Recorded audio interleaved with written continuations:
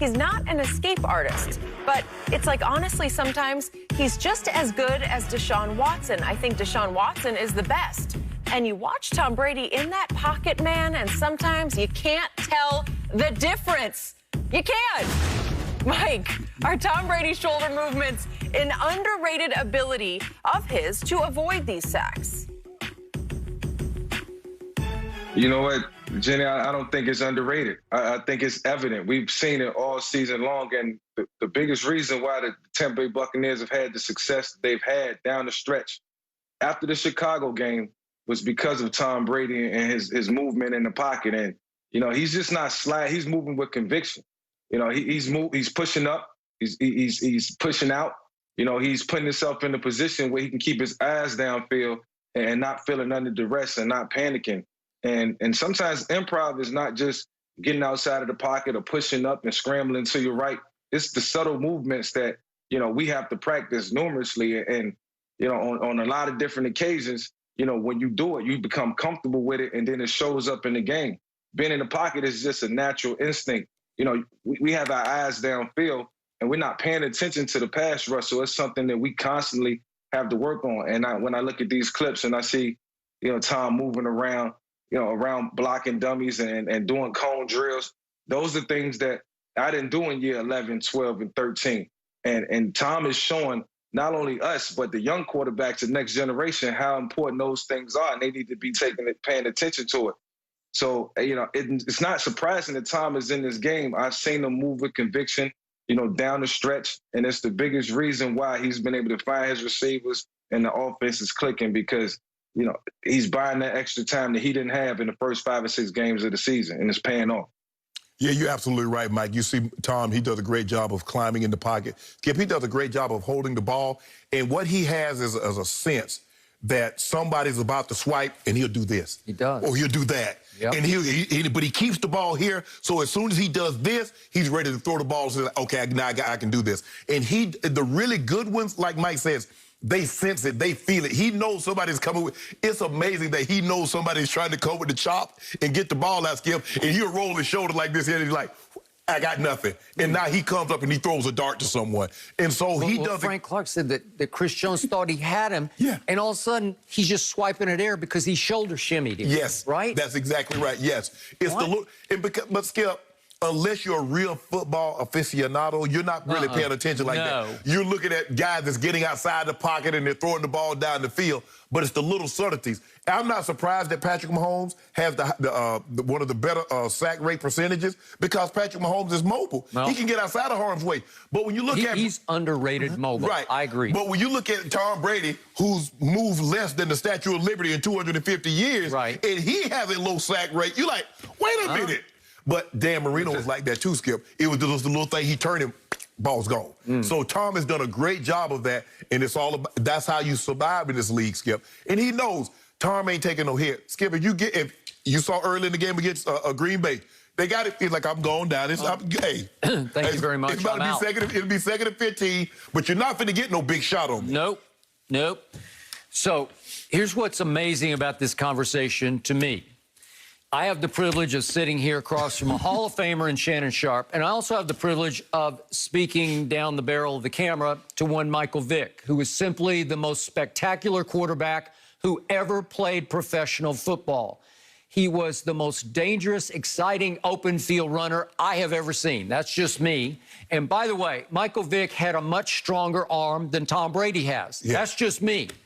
Yet, here we are, we're trying to delve the deepest into Tom Brady's greatness, and we have to focus on his shoulder shimmies because his spectacular is so subtle that it boils down to that. I've always defended Brady saying he's got some of the sweetest pocket feet I've ever seen because it's innate, it's sixth sense.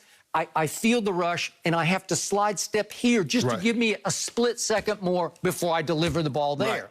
Well, it's hard, man, and it's underrated because to the untrained eye, it just comes and goes. You can't grasp it until you see the final score on the scoreboard. That's the only way you can appreciate what the guy is doing. But this sums up Brady's subtle greatness to me. He's not Patrick Mahomes. No no-looks, no left-handed, no behind the back, no between the legs. He just keeps operating subtly in the pocket and delivering accurate passes very catchably down the field under pressure in the biggest moments. So, Michael, jump back in. How hard is it for you to appreciate Brady's greatness knowing you came from the flip side of Tom Brady? Yeah, let me just say this first, Skip. Here's what validates what Frank Clark said. And, you know, when I'm thinking about Tom Brady and his pocket presence and the things that he's been able to do, you watch Tom early in the season. I seen Tom flinching a lot in the pocket. And I'm sitting here saying to myself, oh, my God, Tom's getting old. Tom's not comfortable in the pocket. You know, you're seeing ghosts. And it's a joke in the quarterback world. If you watching film and you see a guy seeing ghosts flinching in the pocket. You know, it wasn't funny when I was watching Tom. I'm like, damn, my man just getting older. He's not feeling it. 3 to 4 weeks later, he's a totally different quarterback. Confident, pushing in the pocket, pushing strong. You know, just the sixth sense was there. And, you know, from him to go from, you know, struggling in the beginning of the year with that ailment and then finding a way to fix it just solidifies why he's the GOAT and the greatest of all time. When you can go from, you know, getting yourself out of danger, getting yourself out of duress, to being focused and confident in a clean pocket and being sturdy and confident, it solidifies why he's one of the best quarterbacks in the game. And these young quarterbacks coming up, I'll say it again, I reiterate it, they should feel so privileged to be able to watch film on guys like Brady and Mahomes and Deshaun Watson and Aaron Rodgers, because they do it at a high level and they do it with meaning, with a meaning. When you look at guys that have had great longevity, regardless of the sport, if you just rely on athleticism, as the athleticism starts to wane, so will your career. Tom Brady has never been athletic, Skip, so he had to rely on technique. That's why technicians can stay longer in a given sport than guys that are just pure athletes. Yep. You look at Tom. Tom is 21 years, but he's never relied on speed. He's never relied on size. He's never relied on strength. It's the subtleties of the game. You look at Jerry. Jerry was able to play as long as he was because he wasn't just speed. So once you take that speed away, what can you do? So Jerry relied on technique. He could get in and out of breaks. He could decelerate, accelerate again, where it wasn't just he running 4-2. So he was able to play long periods of time. Yep. Larry Fitzgerald, you look at guys that play long periods of time, that's true. They're not just athletic, they're also technicians. So that's what I tell guys. Work on your technique, because I promise you, you might come in running 4-3. There's a great likelihood you're not going to leave running 4-3. It's the subtleties. It was the little head movement, the shoulder movements that kept me at still being able to run routes in year 14, Skip, and get open and catch some touchdowns. So what Brady's been able to do, when you see him going through those dummies, Skip, those are offensive linemen that he's maneuvering through. But he also knows, I got to protect the ball because they might be engaged with a defensive lineman, and they're going to try to get the ball out.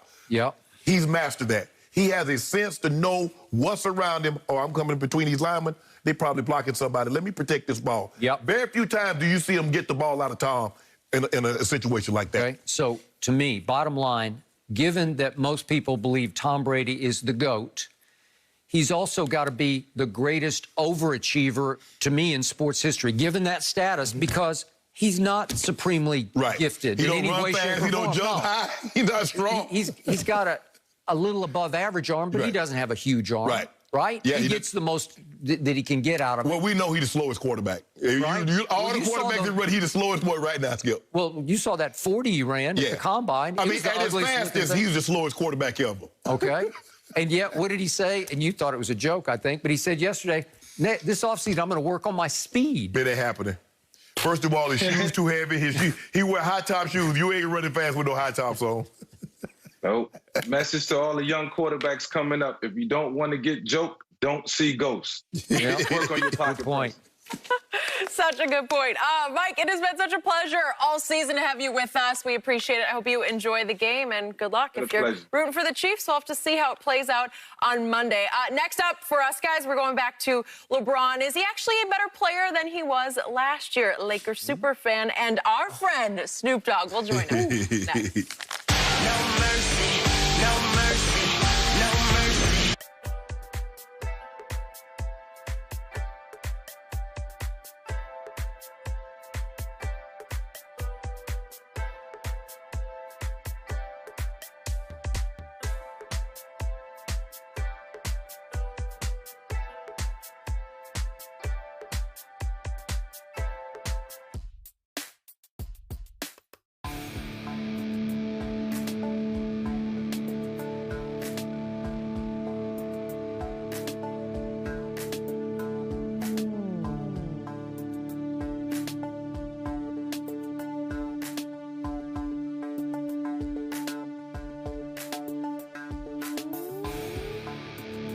pushing out.